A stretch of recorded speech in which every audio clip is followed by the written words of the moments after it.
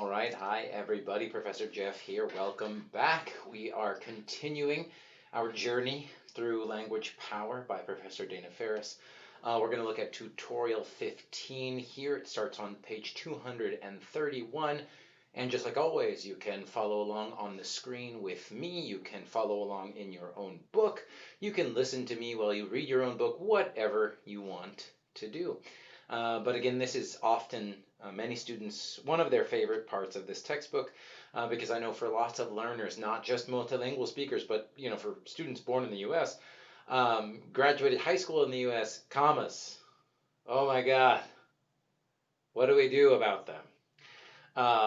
I love the way Professor Ferris talks about the commas here, and I'm happy to get to go through this with you all. So this is the big 3 comma rules. Again, starting on page 231. And like usual, she gives us a few pictures or images and with some jokes, some humor. In this one, it looks like the student is talking to the professor, and it says, "I have trouble with punctuation. I just don't have any comma sense." It's a joke on common sense. So this is kind of an idiom, a sort of idiom, a pun joke about an idiom. So Professor Ferris shows us this sort of funny cartoon and asks, do you ever feel insecure about comma rules when you're writing? Many writers do. There are many different comma rules in English, and some have exceptions. This tutorial covers the 3 most common errors made in comma usage by college student writers. If you master the rules behind these 3 errors, you'll probably eliminate 90% or more of the comma errors in your writing. So before we begin, ask yourself, what do I know about why commas are needed?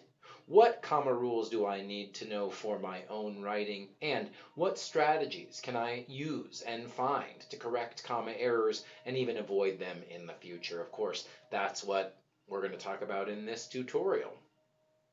Please pardon me, I think there's a phone around me going off, but I'm just going to keep going. So I just want to highlight this idea that Professor Ferris says you can eliminate 90% or more. And she's also completely honest with you about talking about there are some exceptions here, right? So again, this is not every single comma rule in the history of the English language. That would be a very long and very boring book. This is about the 3 most common comma errors, and yeah, this is again what I tend to teach students in reading and writing class and a grammar class, whatever. These are the big 3. So just focus on them and don't worry too much about the exceptions until you get to the even higher levels, or even kind of graduate school writing is where you really need to worry about the other 10%. But for now, let's continue on to page 232 with our first Discover activity. So we will begin with an exercise in which you'll analyze a portion of a text to help you see what you already know about comma usage. So read through the excerpt below, highlight and number every comma, then complete the chart. So on November 5th, 2010, Officer Rick Morales arrested Ashley Evans, a 19-year-old college student, at her home in Eugene, Oregon, on charges of possession of illegal drugs and drug paraphernalia, serving alcohol to minors, and various lesser charges, period. Evans argues that officers illegally obtained evidence seized at the time of her arrest, including a beer keg and drug paraphernalia, and that the court should exclude this evidence from admission at her trial, period. When police officers enter Mrs. Evans' home without consent or a warrant, they violated her rights under the 4th Amendment to the U.S. Constitution, period.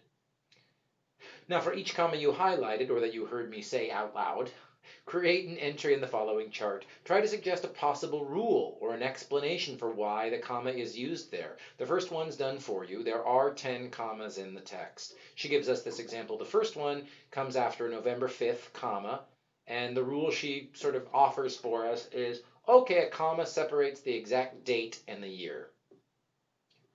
Now, after you complete the chart, look over your entries and write responses to these 2 questions. 1, how many different rules or explanations did you use when you were trying to explain why there was a comma there? And 2, were any of the commas difficult to account for, meaning you didn't know why you needed them at that place in that sentence? So take a moment, go through this, see what you know, see how it feels, then continue when you're ready. Moving on. 234. Understanding the big three comma rules. What is the main purpose of a comma? How is that purpose different from the main purpose of a period or a semicolon? In general, commas are used to separate ideas within a sentence for clearer communication. If commas are overused, they can make writing seem choppy or broken up.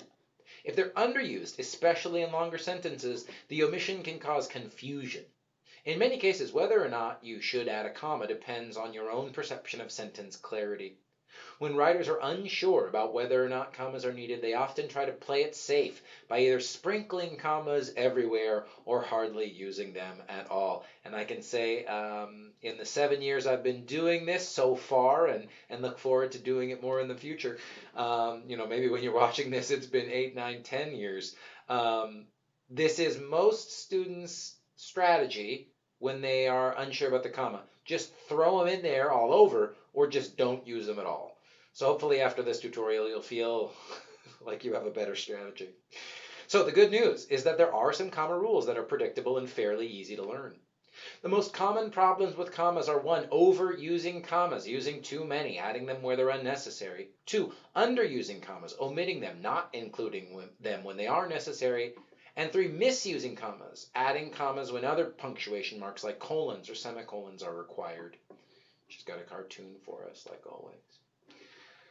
So here we go. Rule number 1, page 235. Comma rule 1. Insert a comma between an introductory element and the rest of the sentence. So, as Professor Ferris asks, what is an introductory element? Well, it can be a single word, a phrase, or an entire clause that begins the sentence. These elements introduce the main information in the sentence. In the following 3 examples, the introductory element, highlighted, are separated from the main body of the sentence with a comma. Note that the main part of the sentence includes at least one complete independent clause with a subject and a verb. And see tutorial 3. If you're watching this, you have probably already read, and we've probably already talked about tutorial 3, but if you want to, you can go back and get more information about clauses. So here are examples. Therefore, comma, one should come to class every day. One is the subject, come is the verb. Here's our independent clause. Last quarter, comma, last semester, comma, I slept in too often and missed my 8 o'clock class. Last quarter at the beginning, introductory element, I, subject, slept, and then we have our full independent clause with I as the subject and slept as our verb. Now, although there was no specific attendance requirement, comma, I did poorly in the class because I got too far behind. And this is a classic example of a complex sentence where the dependent clause is first, right, beginning with the subordinator, although. There is our subject, was is our verb, but because it begins with a subordinator, it's a dependent clause. It's the first clause in the sentence. You put a comma after the dependent clause, and then we have our independent clause afterwards. So here the rule is simple. Whenever you have one of these introductory elements, use a comma to set it off from the rest of the sentence. Now, a slight exception to this rule may occur if the sentence is very short, say 10 words or fewer. In a short sentence, you might omit the comma if you think its absence will not confuse your reader. However, it is never wrong to have the comma there, just like in this example, right? Now, look back at the chart you completed using the discovery activity on page 232 to 33. Which of the examples from that paragraph illustrate this rule about using a comma to set off an introductory element? Go back, review. Practice 1 on 236. Now, the following 5 sample sentences all need a comma between the introductory element and the main sentence. First, circle the introductory element, underline the main sentence, and insert a comma where it's needed. So here's the example. Like many other college students, comma, circled because it's the introductory element. I hate reading and writing academically. There's the independent clause. So I'll let you look at practice number 1. You might have gotten an assist from Professor Jeff there with where to put the commas. But look at those example sentences, see if you agree, disagree, and why. And if you have questions about practice activity 1, be sure to bring them with you and let me know. We can look at these examples together in more detail if we need. Now, comma rule 2. Insert a comma before a coordinating conjunction followed by an independent clause. And again, I'll say that one more time before we look at the examples. Insert a comma before a coordinating conjunction followed by an independent clause. Now, a coordinating conjunction is a word that joins two grammatically equal elements, two nouns or verbs, two prepositional elements, two phrases, or two independent clauses. Tutorial 1 introduced the acronym FANBOYS to help you remember the coordinating conjunctions for, and, nor, but, or, yet, so. And the most commonly used coordinating conjunctions are and, but, and or. Here's the key element of this rule. You need a comma before a coordinated conjunction when it separates two independent clauses. Look at the following examples. The professor didn't have an attendance requirement, comma, but I still should have gone to class regularly, period. The class was at 8, comma, and I had a hard time getting up that early. In these examples, the coordinated conjunctions are highlighted and they join two independent clauses. The two parts could stand alone as separate sentences without the coordinating conjunction. The professor didn't have an attendance requirement, period. I still should have gone to class regularly, period. The class was at 8, period. I had a hard time getting up that early. Again, the rule is simple. When a coordinating conjunction joins two complete sentences, insert a comma before it. If the whole sentence is very short, you may be able to omit the comma in the middle before the coordinating conjunction. However, inserting the comma is never wrong in this case. Now again, look at the chart from the discovery activity. Which example sentences illustrate this second rule?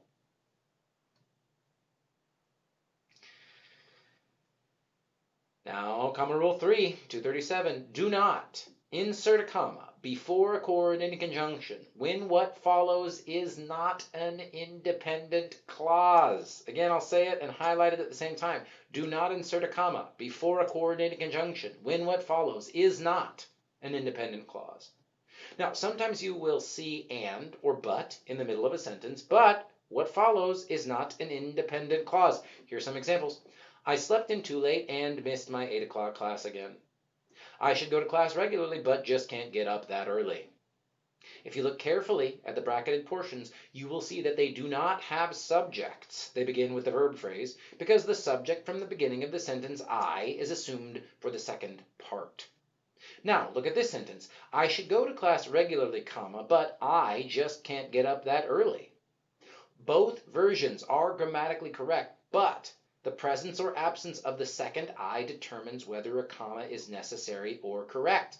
So again, pause me, slow down, review this. This is important. I'm confident that you already understand this, but if you need more review or if it's a little unclear, stop, rewind, and look at these examples. Right? So I should go to class regularly, but just can't get up that early. Right? Here's the conjunction but. Notice there is no subject after the but.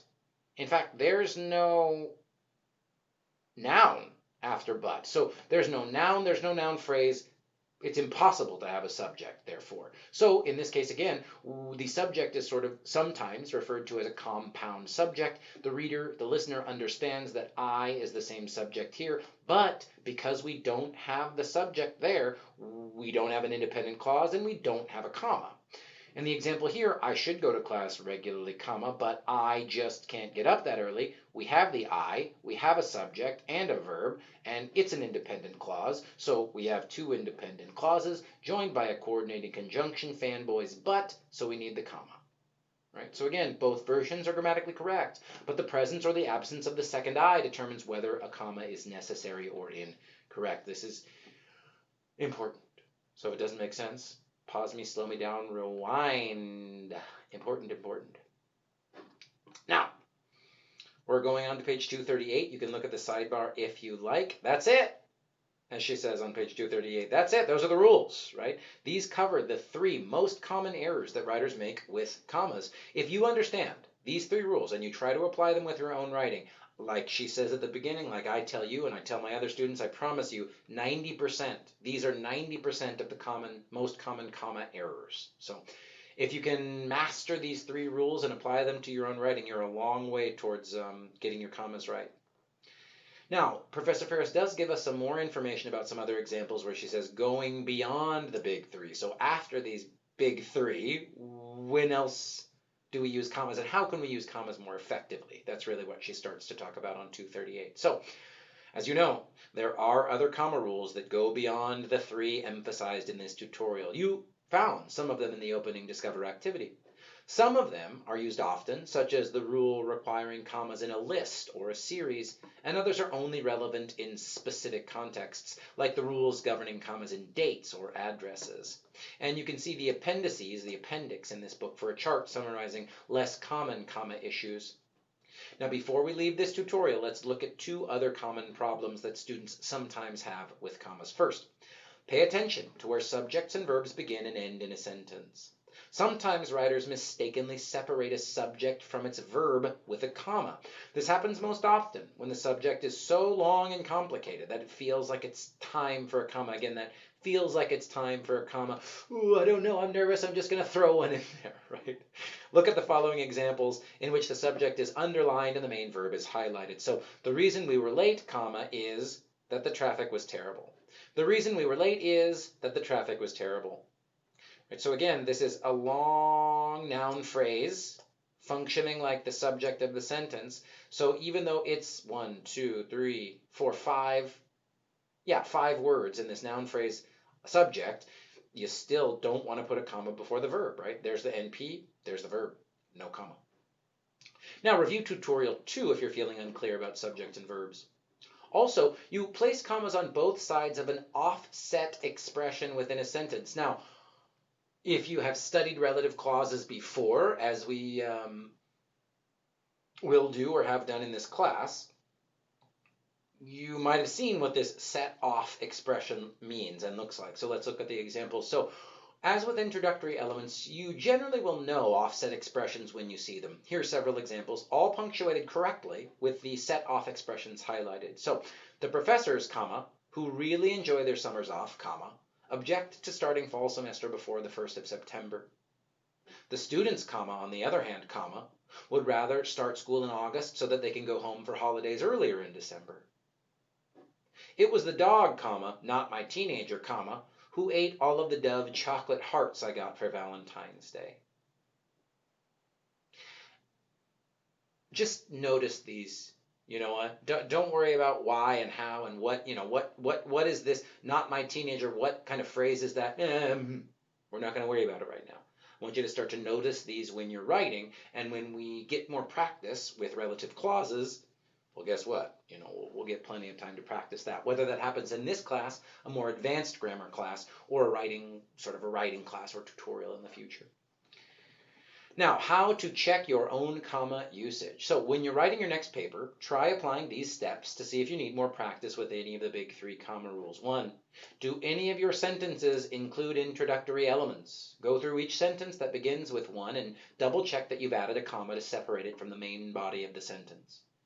2, set your word processor's find function to look for each instance of the word and. Within each sentence, decide if the and is joining 2 complete sentences and needs a comma, comma rule 2, or whether it is not doing so and should not have a comma, comma rule 3. Add or delete commas as needed. Repeat this step with other coordinating conjunctions, for, nor, but, or, yet, so, that you might have used to join complete sentences. Number 3, if you know you tend to overuse commas in general, set your word processor's find function. And again, remember, if you're on a Windows computer, that's just hit down Control on the keyboard, CTRL, hold that and hit F, and then you can type into the window and it will find every time you use a specific word in a document, on a web page, or whatever.